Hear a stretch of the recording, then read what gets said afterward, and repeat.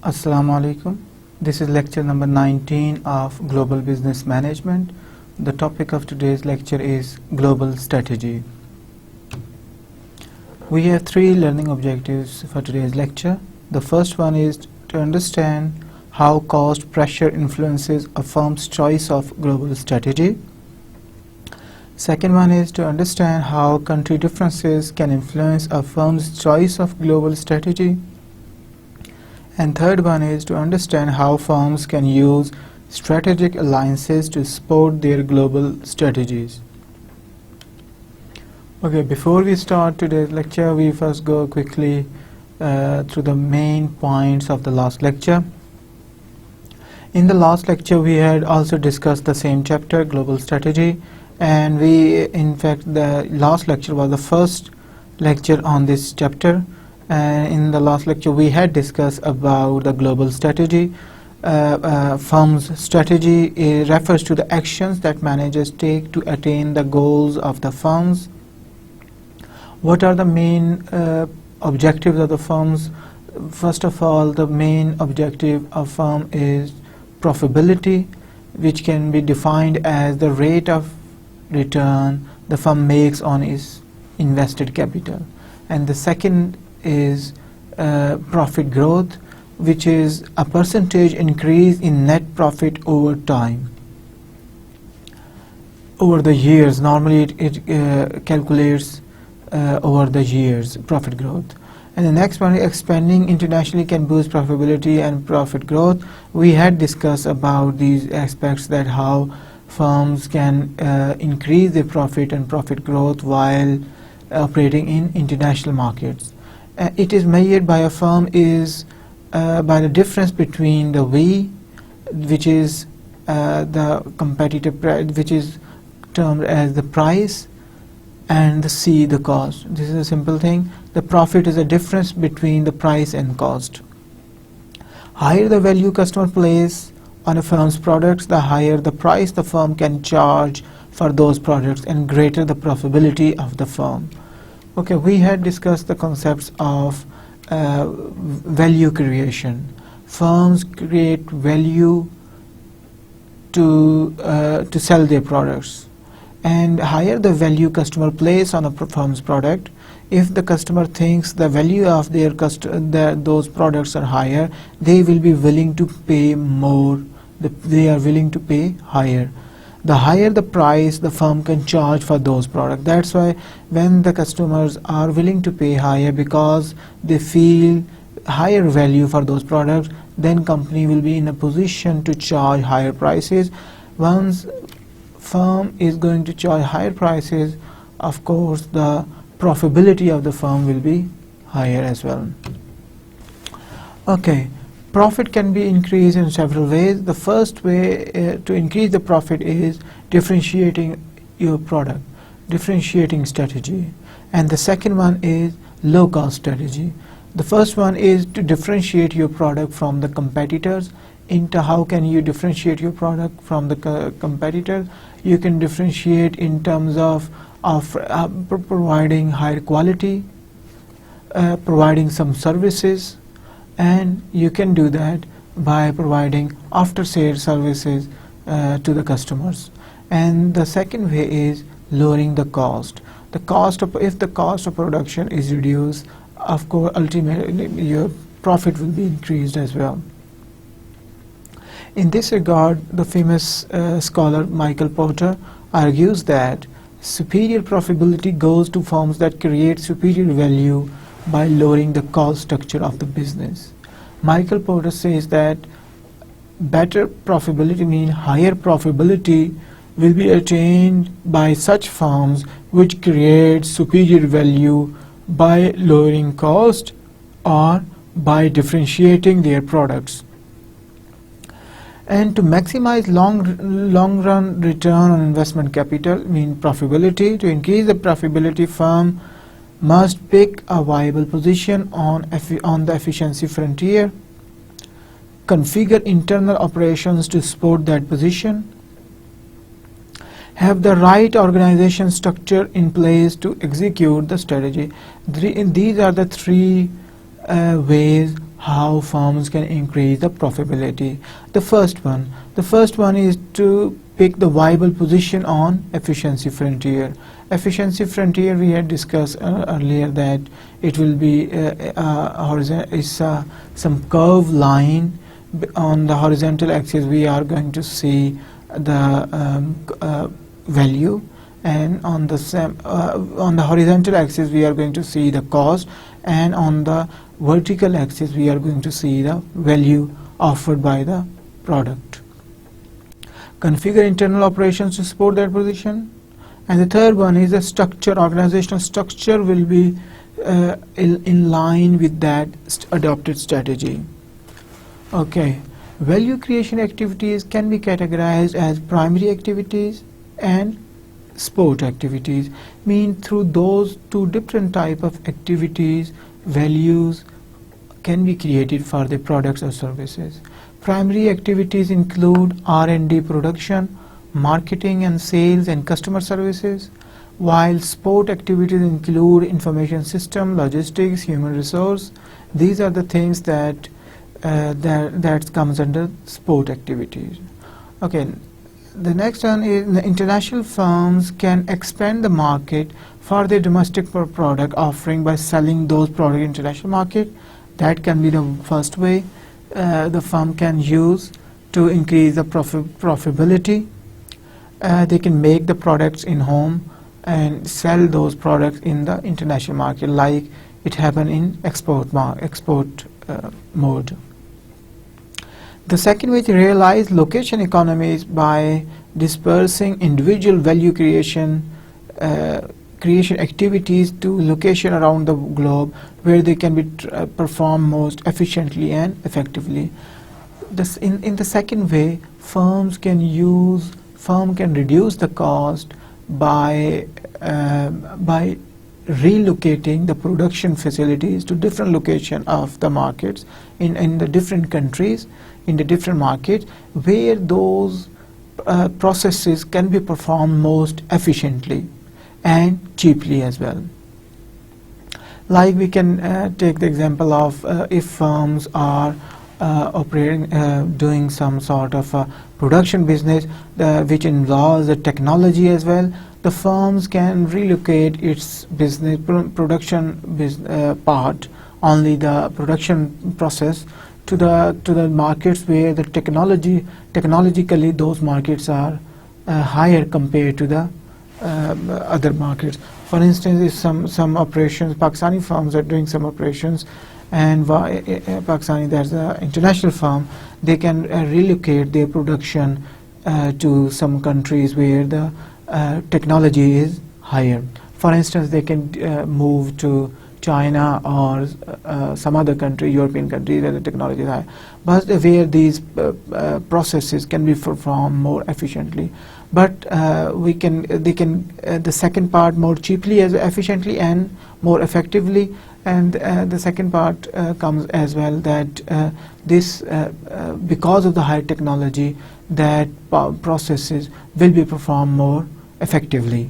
Realize greater cost economies from experience effect by serving an expanded global market from a central location, thereby reducing the cost of value creation.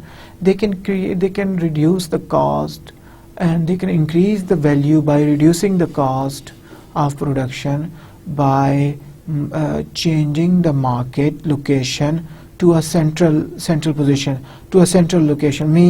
It's very famous thing that American companies, they relocate their production facilities from USA to Mexico, and they started to they produce their products in Mexico, and then import back those products from Mexico to USA, and further on they supplied their products to Central and South American countries as well. And Mexico will be treated as a central location, central market. The last one, earn a greater return by leveraging any valuable skills developed in foreign operation and transferring them to other entities within the firm's global network of operation. the last one is firm can gain the benefit by their knowledge, the knowledge they learn from the international experiences. And the important thing what it's saying is, for instance, a parent firm, for instance, a firm has a Chinese firm have one subsidiary in USA. They can learn the technology from the USA, and they can transfer back that technology to parent firm. In that way, firms from the international operations firm can enhance their technological level and increase their profitability. Okay, expanding the market, leveraging products and competencies. Firms can increase growth by selling goods or services developed at home internationally. These are the first aspect that we have seen, that just like in export, they can produce at home and sell their products in international market. The success of firms then expand internationally depends on the goods or services they sell and on the core competencies, skills within the firm that competitors cannot easily match or imitate. Core competencies enable the firm to reduce the cost of value creation or the created perceived value in such a way that premium pricing is possible. What's the exact point in this slide? It's saying this thing that firm can expand their market to the other market, just like what happens in the exporting. And in exporting, the important aspect is core competencies. Firm export their products to the other markets, and they can sustain in other markets where such skills which this firm is offering are not available in that domestic market. Just for instance, that European companies or Western companies, companies from the well-developed countries, when they enter in the less developed countries or developing countries, this is the exact phenomena. They can do this thing through export, and the second thing is they enter in this market, in less developed countries market, and they sell their product and sustain the market share. They get the market share. Important thing is, because of the core competencies, the skills that firm have, the competitive advantage they have with their stronghold, positive aspects, the strongholds, they are not matchable to the firms located in the domestic markets. That's why the domestic market, the firms from the domestic market, they cannot compete and they cannot beat to the multinational companies. The next one is the second one is the location economies. When firms base each value creation activities at that location where economic, political and cultural conditions, including relative factor cost, are most conducive to performance of that activity, they realize location economies. The economies that arise from performing a value creation activity in the optimal location for that activity wherever in the world that might be. Okay, now the second aspect that we discuss now is location economies. Firm can relocate their production facilities in order to create value, or in order to reduce the cost to create value, and they select such location on the basis of they have to see economic, political and cultural condition, cultural environments of that country, of that market, and they see if these things facilitate firms to create those products more efficiently, then they will relocate their production facilities. Like important thing is, like if we talk about technological enhancement, if firm is looking for some technology, high technology, of course they will go to the USA or Western countries. If the firm is going to is after some skilled some management skills, some higher management skills, the firm is really famous. This is famous for Japanese firms, And if we talk about the R&D facilities, and again the USA and the European companies, and especially the architecture, this is really famous with the German market. Automobile architecture, the German automobile industry is really famous. If company is looking for cheap resources, might be they go for African countries or some Far East Asian countries. If the firms are looking for cheap labor, they will definitely go for the Far East countries or China. Now China is not considered as cheapest labor. Now other countries like African countries, they are famous for this thing as well. And now the Far East Asian countries, Thailand, Cambodia, Bangladesh, India and Pakistan, these countries are very famous. And for instance, additional advantage, if some companies are like the call center, like if companies are looking for cheap labor and some other skills like English, then they have to come to the India. They are not going to China. Okay, these are these firms have to go wherever in the world that might exist.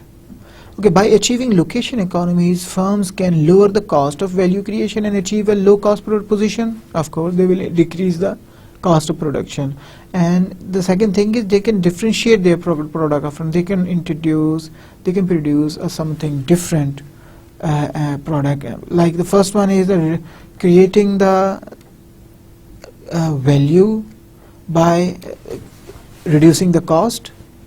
They can reduce the cost to create value. And the second thing is direct creating the value of the product. Firms can take advantage of location economies in different parts of the world and create a global web of value creation activities. Global web, under this strategy, different stages of the value chain are dispersed to those locations around the globe where perceived value is maximized or where the cost of value creation are minimized. Okay, in global web, creation of global web they are going to divide the overall production of the product and then see which process is more efficiently, which process will be undertaken more efficiently in which market, and then they will go for only that market, and efficiently and cheaply. For instance, very famous example is the example of GM. They believe that, for instance, they start with this thing, R&D of automobile industry. Research and development is famous in Germany. They do R&D activities are performed in Germany. The production are performed in Hong Kong because they have the technology and the cheap labor. Assembly is performed in South Korea because they cheap labor again, and technological semi-skilled workers in South Korea. Advertisement of the automobile products, the cars, is undertaken in Britain because the GM believes the advertisement and to understand the needs of the US customers. The automobile need of the US customer is better understand by the British advertising companies. That's why they do this sort of production in Britain. And the last one is, important thing is R&D in Germany, assembly in South Korea, production in Hong Kong, advertisement in UK.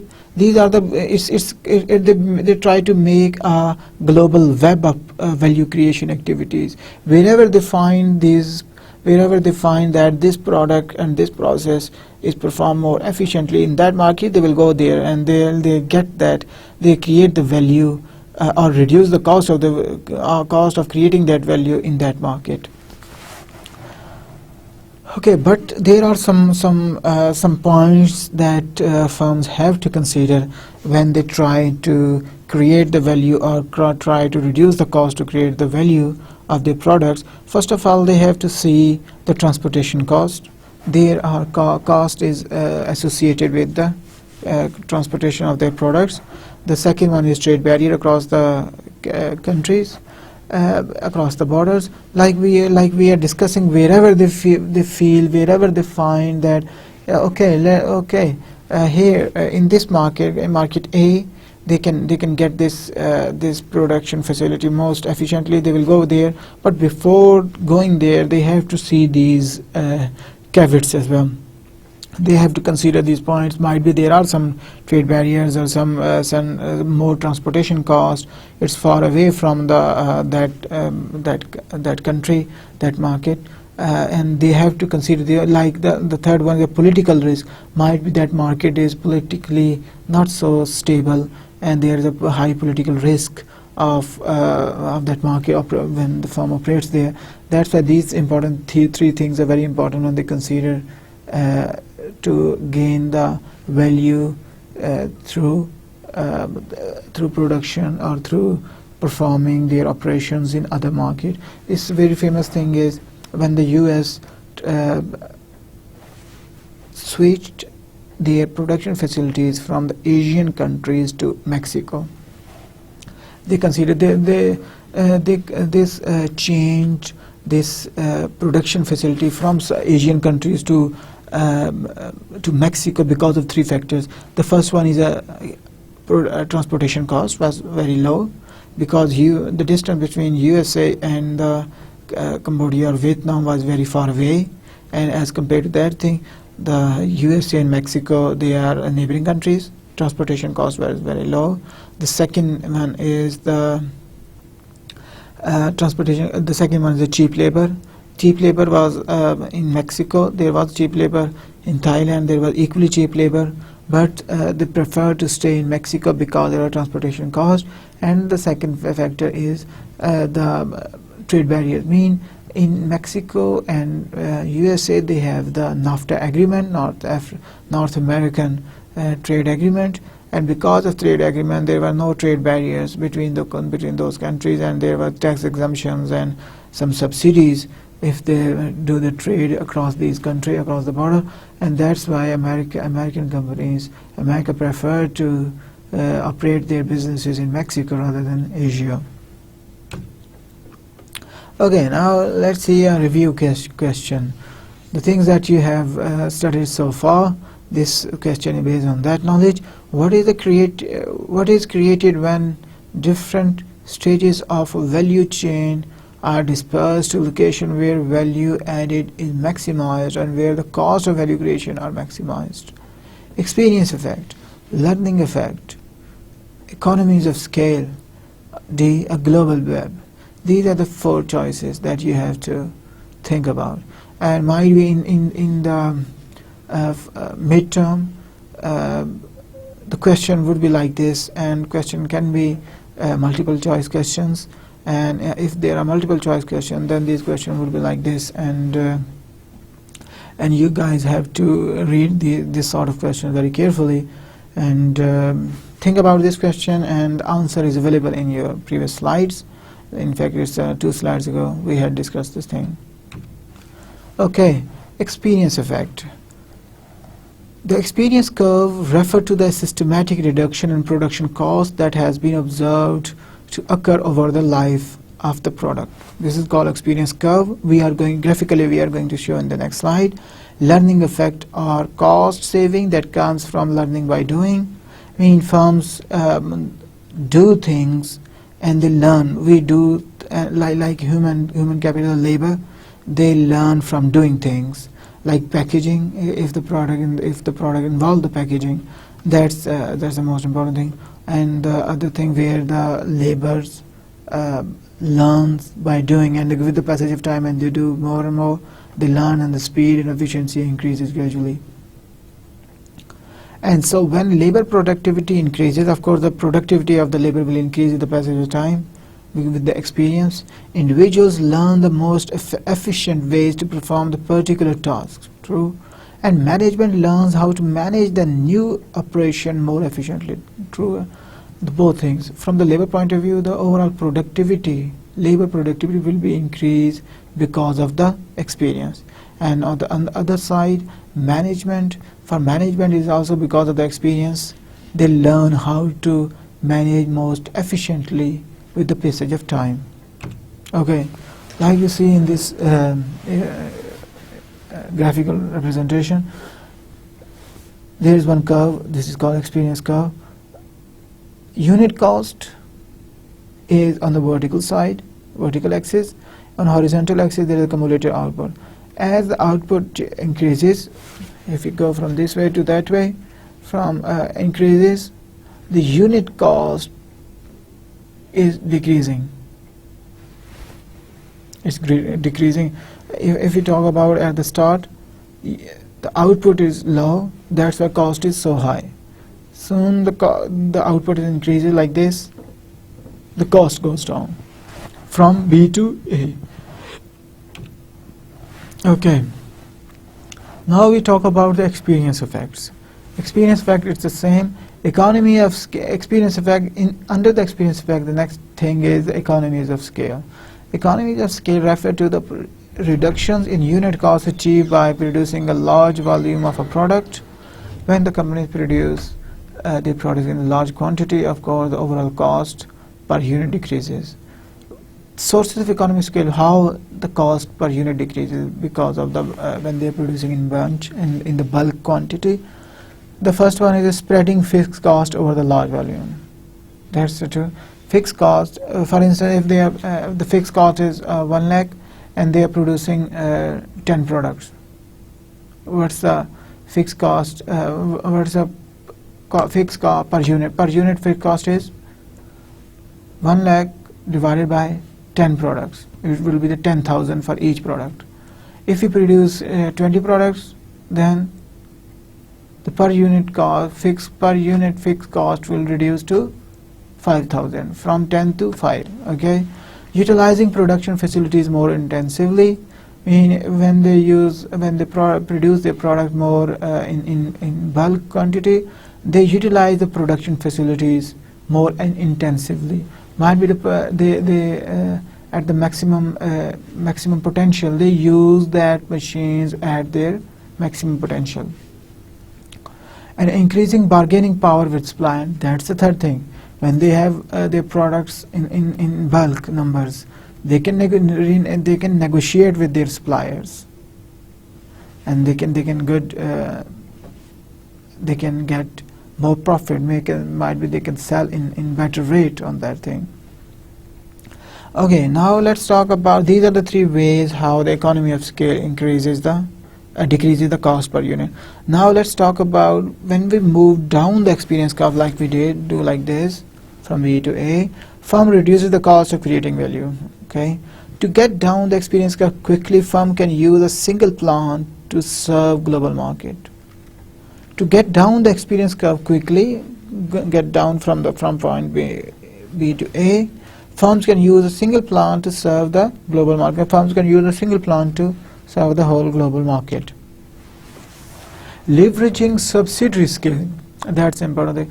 It's important for managers to recognize that valuable skills that could be applied elsewhere in the firm can arise anywhere within the firm's global network, not just at the corporate center. Just for instance, that there is one company in USA which have several subsidiaries operating in UK, in Germany, in India, and in China. These are the 4 places they can. This point says not necessary. It is not necessary that only the scales, valuable scale, will be generated from corporate centers, not only from the USA. These valuable scales, which are valuable, which are good for the firm, that can be created from any subsidiary. Might be that can be created from the Indian subsidiary. Might be they can be created from the UK or Chinese subsidiary. No, it is not must that those value scales will only be created in USA. That's the important thing. And when these scales will be created like that, if that subsidiary gain some valuable scales from the Chinese market, what they can do, they can transfer back those skills to the US firm, and then from the US firm, or they can transfer that valuable skills to other subsidiaries like the Chinese, like the Indian subsidiary, or the UK or the German subsidiary. Establish an incentive system that encourages local employees to acquire new skills. That's another thing. They create a system to encourage people, local domestic people, employees to acquire new skills. Have a process for identifying when valuable new skills have been created in a subsidiary. Process for identifying, the company should have some processes to identify that when those skills, new things have been achieved by the foreign subsidiaries. Okay, what is the implication for the managers? The first implication for the manager is managers need to keep in mind the complex relationship between profitability and profit growth when making strategic decisions about pricing. Important thing is managers should differentiate between the profitability and profit growth when they are deciding about the pricing decision of their products. In some cases, it may be worthwhile to price product low relative to their perceived value in order to gain market share. That's an important thing. In order to gain a market share at the initial level, might be the firm has entered in the new market, might be or they introduce a new product.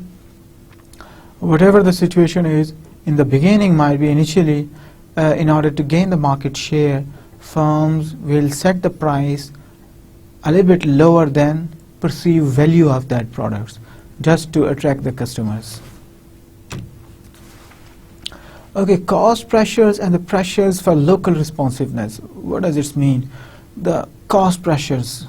Cost pressure mean, if I, without reading the slides, what we can perceive as just in a general discussion, the cost pressure. Cost pressure mean might be firms are getting the pressure from the competitors within the market to reduce the cost, or they cannot set a higher cost, higher price of that product. That can be the one pressure. The second one is pressure for local responsiveness. What you perceive when you hear this term, local responsiveness. Important thing is firms, when they are making the products, they have to consider the demands of the local market. What is the taste? What the people like in that market?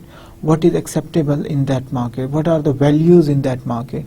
These are the things the firms have to consider when they design their products in a new market. Okay, now let's talk and see formally what does it mean. What does it mean by these two specific terms? Pressure for cost reduction and locally responsiveness.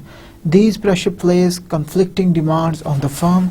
Pressure for cost reduction force the firms to lower the unit cost, like we guessed. But pressure for local responsiveness required the firm to adopt its product to meet local demands in each market, a strategy that raises cost. For second point, the first one is reduce the cost. Might be they have to reduce the cost because of the cost pressures, and in that way they are sacrificing their profit. And in the second, when they have to meet the demands of the local market, again it will cost firms extra. In both ways, the profitability, it affects negatively on the profitability. Okay, graphically it shows like this: pressure for cost reduction and local responsiveness. Pressure for cost production is on vertical axis. Pressure for local responsiveness is on horizontal axis. There are firms A, firm B, firm C. What you see here is pressure firm B. Pressure for local responsiveness is high, but the pressure for cost reduction is low. And firm A, pressure for cost reduction is higher, but local responsiveness is low. And for C, the pressure for cost reduction as well as the pressure for local responsiveness, both of them are higher for firm C. Pressure for cost reduction are greatest in industries producing commodity type products that fails universal needs, needs that exist when the taste and preferences of the consumer in different nations are similar if not identical, where price is the main competitive weapon. Okay, here they are talking about if the firm is competing in the or producing the commodity type products, then like for instance, this if we talk about the detergents, the detergents out of the overall there is not much difference between the detergents and or the soaps, but what's the differentiating thing is price. Firms can differentiate themselves through the price, and price would be the main competitive weapon for the companies. When major competitors are based in low cost location, that's another thing. When firm is operating in such countries where the cost is already so low, the cost reduction pressure will be really high. For instance, US companies operating in China, what sort of pressure they are facing? Of course, the first and greatest pressure they are facing is the cost reduction. And the third point is where there is a persistent excess capacity. Persistent, this is the third point, important thing, where the capacity is present in excess. Consumers are powerful, face low switching cost. Consumer, and another condition, when the consumers are really powerful and they face low switching cost, they can go to the another product very easily without any trouble, and that's why pressure for cost reduction is really high in such type of markets. Pressure for local responsiveness arises from difference in consumer tastes and preferences. This is the one thing. Strong pressure for local responsiveness emerge when the consumer tastes and preferences differ significantly between the countries. Now we are discussing about how the local responsiveness arises across the markets. And the first thing is when the consumer have different tastes across the market, then company face extreme pressure for local responsiveness. For instance, there are example of pickup trucks in south of USA, they like Texas, New Arizona, Mississippi, in those states, or if we go to the south and central of USA, like where they are more New Arizona, New Mexico, Nevada, these places, there's more trend of using pickup trucks. While if you go to the northern side of USA or the western coastal area of USA, on the western part, California, where you are going to see the regular car, trend of a regular car. The people more prefer pickup trucks in the southern regions, and the car manufacturers have to consider this thing when they are offering their products in those markets. The second point, differences in traditional practices and infrastructure. Traditional practices and infrastructure. Pressure for local responsiveness emerge when there are differences in infrastructure and our traditional practice between the countries. For instance, traditional practice and because of infrastructure, like EU, in European Union they have the 240 volt system, electricity system, and in UK they have 110 volt system. And when the companies are making their electric items, or companies operating in home appliance, they have to consider this thing. They have to really make the product different for EU and UK, and similarly it goes for the cars. In UK and Pakistan, we drive the car on left hand side of the road, and in USA and in Gulf and remaining European countries, we drive on the right hand side of the road. And when the companies are offering their products in different markets, like in automobile industry, they have to consider these different infrastructure differences across the markets. Okay, the next one is differences in distribution channels. Firms' marketing strategies need to be responsive to differences in distribution channel between countries. For instance, detergent retails control 65% in Germany, while In Italy, it is 2%. Now they are talking about the distribution channel. What is the difference in different distribution channel across the market? For instance, they are talking about the distribution channel in detergent industry. 65% of detergent industry is controlled by only a few detergent manufacturers, suppliers in Germany, while it is only 2% in Italy. Similarly, distribution channels, it's about the doctors and what they prescribe, what they write, and how they follow the medical representatives, the medicines of representative, to what extent they write the names of the medicine provided by their representatives of different medical companies. In certain countries, doctors follow those, write the names of only those companies, only the names of those medicines, and in certain other markets they don't write. They are not under pressure of those pharmaceutical companies.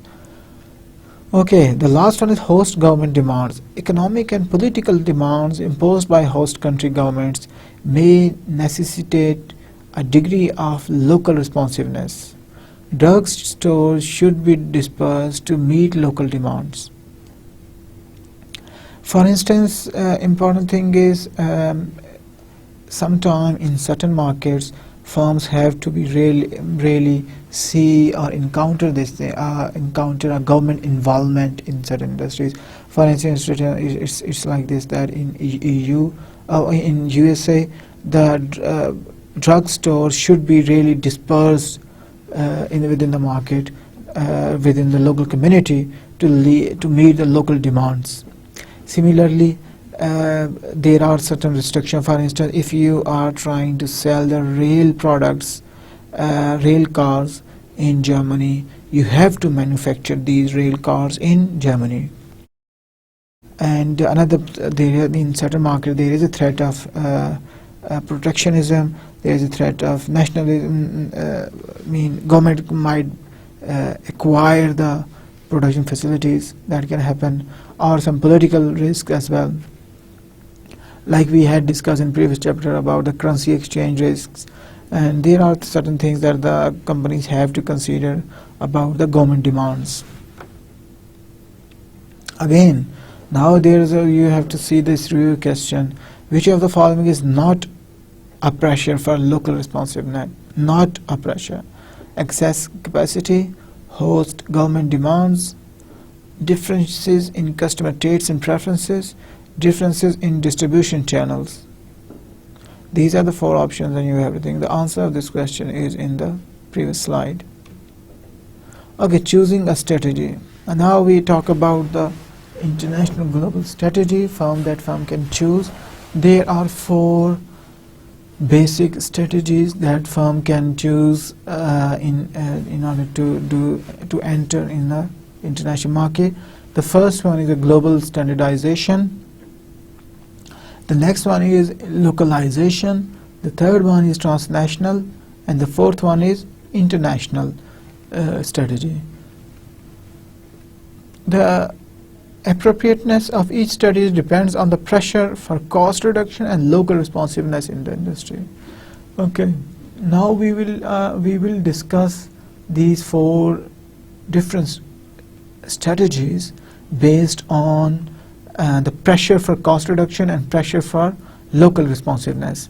How firm trade off between these two, cost reduction and local responsiveness, and how firm react on these two pressures, and then they are going to choose any strategy.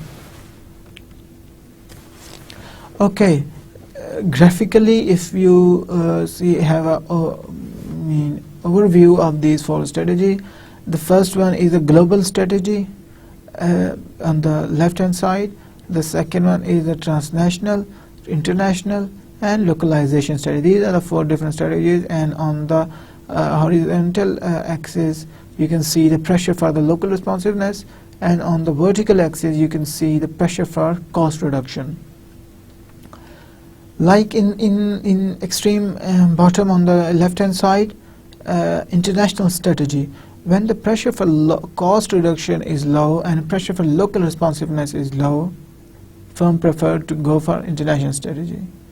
When pressure for local responsiveness is high, but the pressure for cost reduction is low, firm can use localization strategy. When pressure for local responsiveness is low, but pressure for cost reduction is high, global standardization strategy will be adopted. And when both pressure will be higher, firm will go for the transnational strategy. We will talk about each strategy one by one. The first one, international strategy.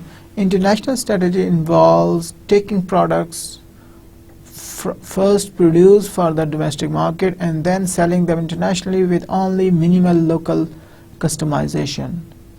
Okay. In the international strategy, it involves taking products first.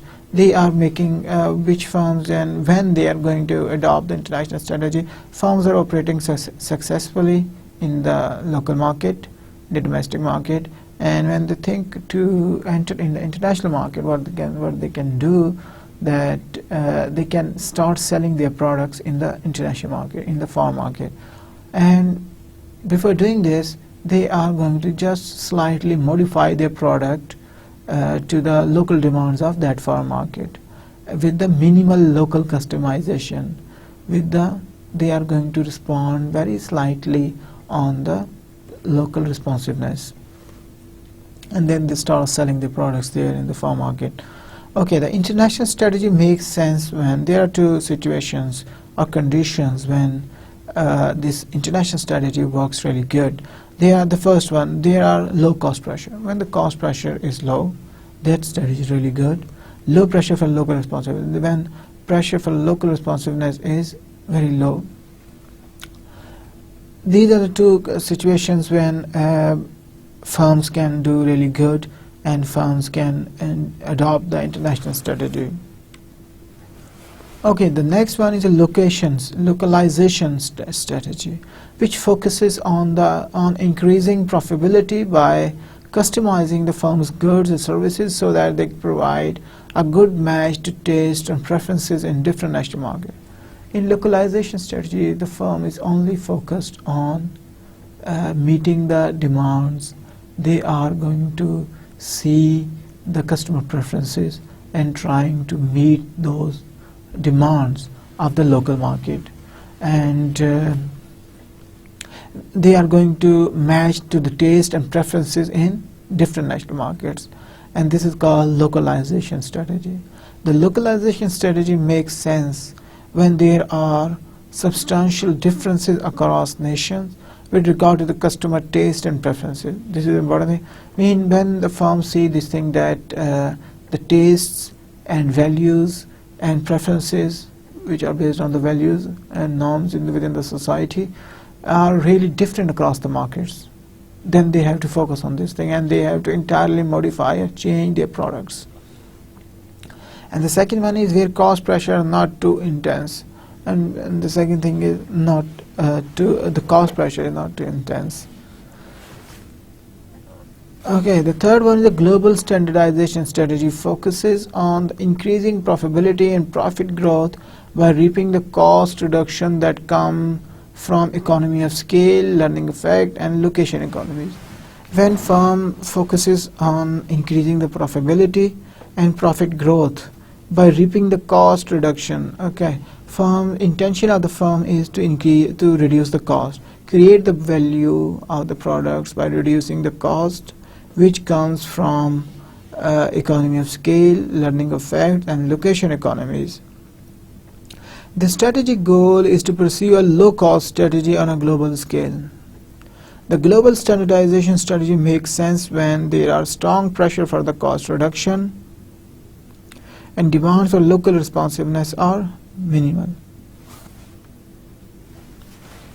Okay, transnational strategy. In transnational strategy, firm try to simultaneously achieve low cost through location economies and differentiate the products offering, foster a multi-directional flow of skills between the different subsidiaries in the firm's global network of operations. These three things firms are going to do simultaneously. The first thing what the firm is going to do is to achieve the low cost. They are going to achieve the low cost. They are going to try to create the value through the reducing the cost, and they are trying to cut the cost through location economies, through economy of scale, and through learning effects.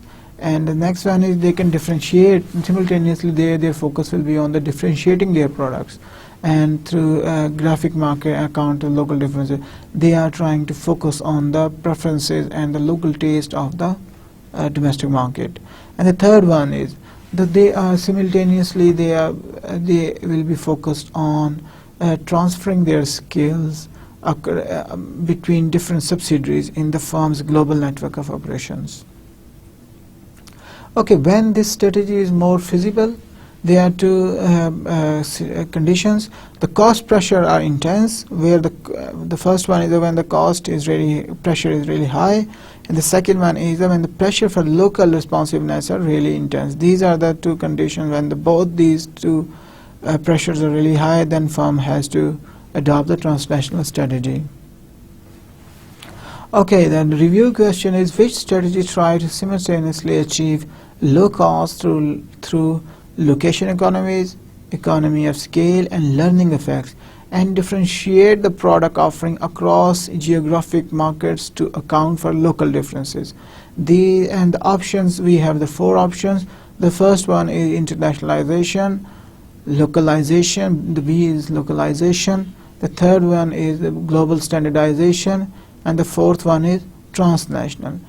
You have to think about which strategy among those four strategies are the most suitable one under this condition.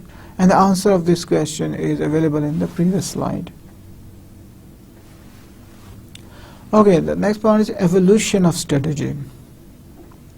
International strategy may not be viable in the long term. Okay, firms can make those strategy, or firm can choose one of those strategy just for the short period of time, and with the passage of time might be that strategy will not be viable, and some firm can switch, a firm can change their strategy to another one. To survive, firm may need to shift to a global standardization strategy or to transnational strategy in advance of competitors. Similarly, localization may give a firm a competitive edge, but the firm is simultaneously facing aggressive competitors.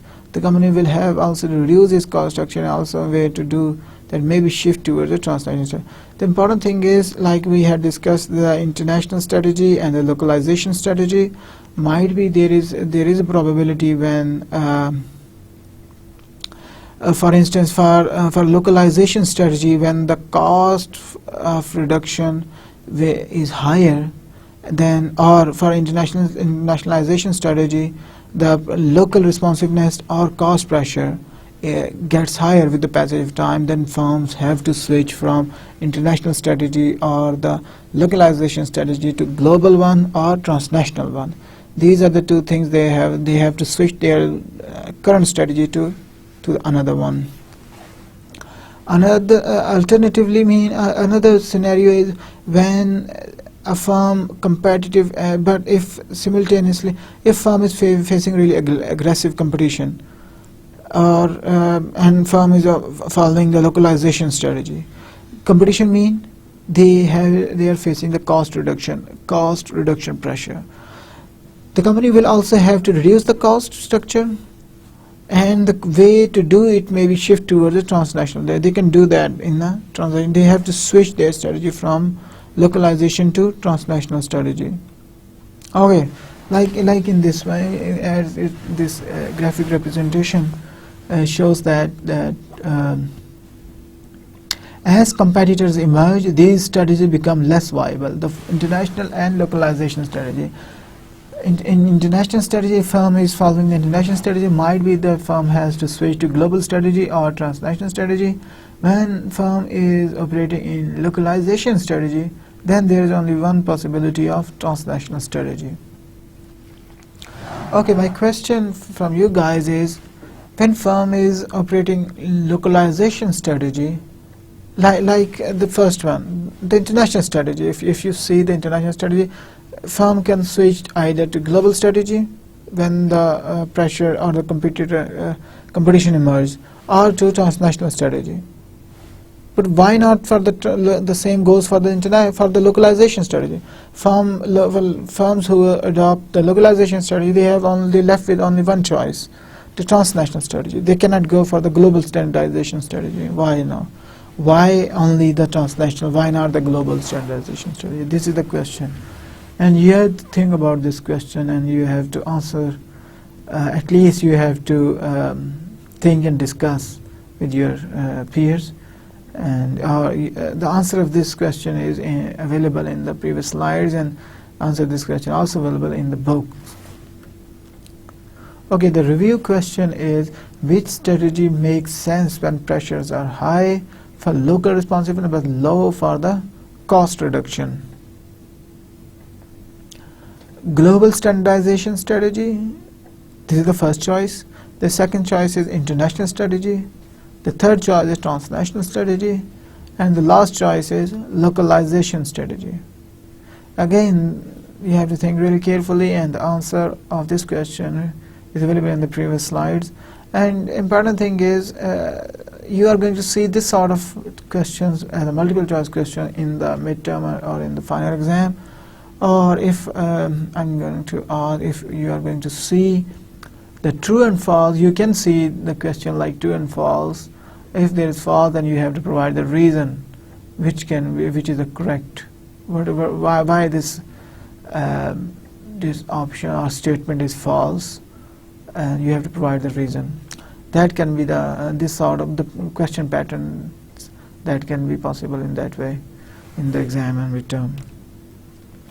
Okay, now quickly we go through the summary of the lecture. Firms can increase growth by selling goods or services developed at home or internationally. The success of firms that expand internationally depends on the goods or services they sell and on their core competencies. Core competency enable firms to reduce the cost of value creation and create the perceived value in such a way that premium pricing is possible. When firms base each value creation activity at the location where economic, political, and dimension, including relative factors, are most conducive to the performance of their activity, they realize location economies. By achieving location for the firm wherever in the world, by achieving location economies, firms can lower the cost of value creation and achieving a low cost position and differentiate their products offering. Firms that take advantage of location economy in different parts of the world create a global web of value creation activities. Important thing, the caveat that you have to think about is transportation costs, trade barriers, and political risks complicate this picture. Experiencing effect, experience curve, and learning effect. These are the two things we had seen. And the economy of scale, we can reduce the unit cost. We can reduce the unit cost by increasing the production level. Firms that compete in the global marketplace typically face two types of competitive pressure: pressure for the cost reduction and pressure for locally responsiveness. These are the two most important pressures. Pressure for local responsiveness arises from differences in consumer taste and preferences, differences in traditional practices and infrastructures, differences in distribution channels, host government demands. These are the four different ways how firms is facing the local responsiveness pressure. And in the last, we had discussed about four different strategies that firm can adopt. The first one is the global standardization strategy, and the next one is the localization strategy. The third one is transnational strategy, and the fourth one is international strategy. We are going to discuss these four strategies a little bit in detail again in the next lecture, and we are going to discuss with respect to few examples, and we are going to see what sort of firms fall in localization strategy and internationalization strategy and transnational strategy and global strategy. These are the things we are going to see in the next lecture, and subsequently we are going to talk about the strategic alliances, how firms build their strategic alliances in the international market, and what sort of things, how they select as a strategic partner, and what sort of things they have to consider when they select the strategic partner, and during the partnership what sort of things they have to consider, and what sort of things they have to be really careful about when they do the business in collaboration with other companies. Thank you for today. Allah Hafiz.